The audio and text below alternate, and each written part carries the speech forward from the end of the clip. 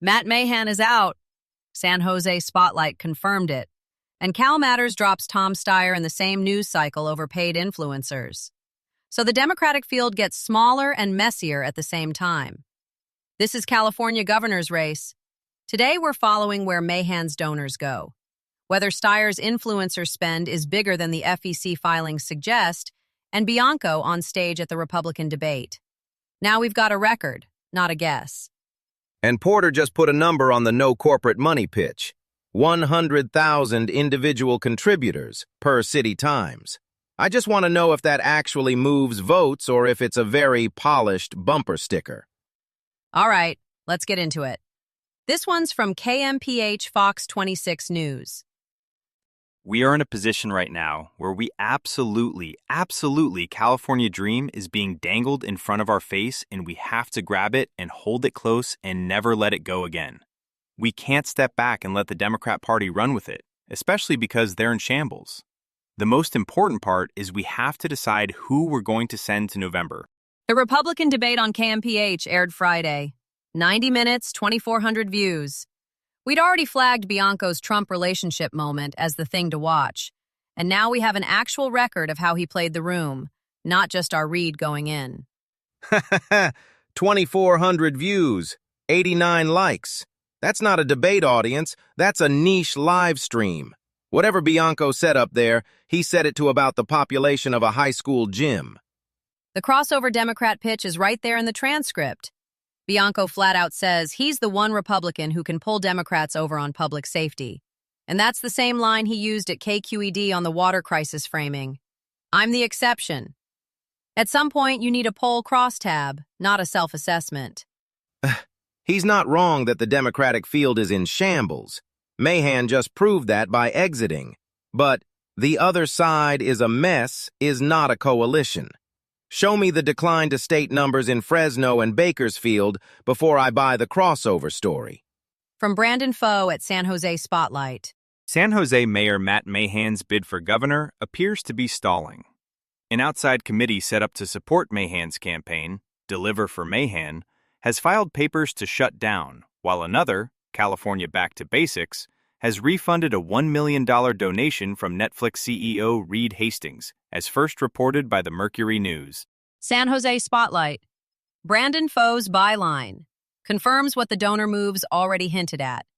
Deliver for Mahan filed to shut down, and California Back to Basics sent Reed Hastings $1 million back. That's not a rough patch. That's the machinery coming apart. Reed Hastings wanted his million back. That's the number that ends the conversation. You don't claw back a 7-figure check unless you've already done the math, and the math is ugly. There's also an FPPC complaint sitting there. Illegal coordination between the campaign and California Back to Basics, with potential penalties up to $5 million. So Mahan isn't just out of runway. He's got a legal overhang on top of the cash problem. His San Jose Tech Donor Coalition now has no home. Hastings is liquid again, and whoever picks up that network in the next week moves up in the jungle math. That's the real story. Where does that money go before June? From Nadia Lavin at City Times. California gubernatorial candidate and Democrat Katie Porter is a consumer protection attorney who began her political career in 2017 following the election of President Donald Trump. Porter was a key part of the Democratic Party's national strategy to regain control of the United States House of Representatives in 2018. She successfully flipped California's 45th congressional district, which covers Orange County, from red to blue, becoming the first Democrat to represent the area in 75 years. City Times has the Porter piece, Nadia Lavin byline, May 22nd. And the headline number is 100,000 plus individual contributors. That's the first sourced floor under her no corporate money pledge, which means this is a money argument now, not just a message one. Fine, 100K donors is a real number. But in a California June primary with Steyer dropping 9 figures and a likely voter screen that skews older and higher income, does grassroots breadth actually move turnout? Or is Porter just holding a very clean receipt while somebody else buys the election? That's the live question. She flipped CA45 in 2018, running the same playbook in hostile territory, so there's a track record. Whether it scales to a statewide jungle primary against self-funded candidates is a different test. CalMatters writes, Steyer, who has poured nearly $200 million into the most expensive primary campaign in state history, is under scrutiny for using paid social media influencers to post favorable things about him. Is that legal? Governor Gavin Newsom 3 years ago signed a law meant to bring transparency to the increasingly intertwined world of politics and content creators, enacting a law requiring influencers to be upfront in their posts about being paid by a political campaign. CalMatters has Steyer's campaign by name now. Not just an enforcement gap story, but a Pennsylvania-based TikTok creator posting 34 times in 10 days for a California race, paid and undisclosed. That takes it from abstract to specific. 34 posts in 10 days from one account, and the $200 million number was already the headline. If paid influencer content isn't showing up in official disclosure totals, Steyer's real spend is bigger than what's on the books, and nobody can tell voters by how much. The question we've been sitting on all week, whether public pressure alone closes the penalty gap, just got a named campaign attached to it. The FTC and California's disclosure rules both exist. The question is whether either one moves before June. They won't. And a so-called girly pop who's actually based in Pennsylvania is a gift to every Becerra tracker who wants to frame Steyer's grassroots pitch as a purchased aesthetic. Fox 26 News writes, Fresno, California, Fox 26. Riverside County Sheriff and Republican gubernatorial candidate Chad Bianco is making a final push across California, pitching himself as a political outsider.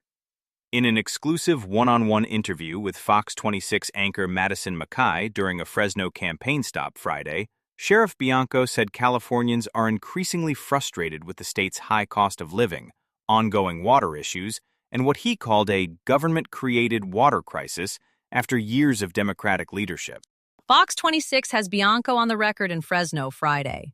His specific claim is that California is not in a drought, and that 70% of the state's water is, quote, forced out to the ocean every year.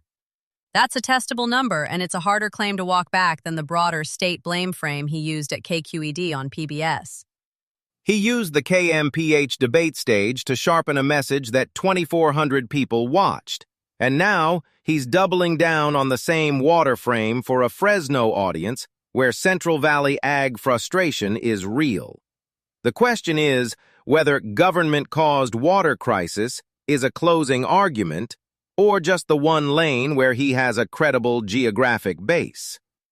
Worth noting, at KQED, he was pressing the state mismanagement angle more broadly.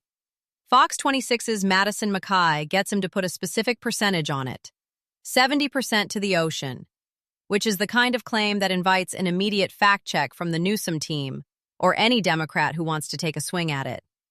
If you're tracking California politics, try San Francisco Politics and Urbanism Daily, covering City Hall, Muni, housing abundance, public safety, schools, and small business permitting.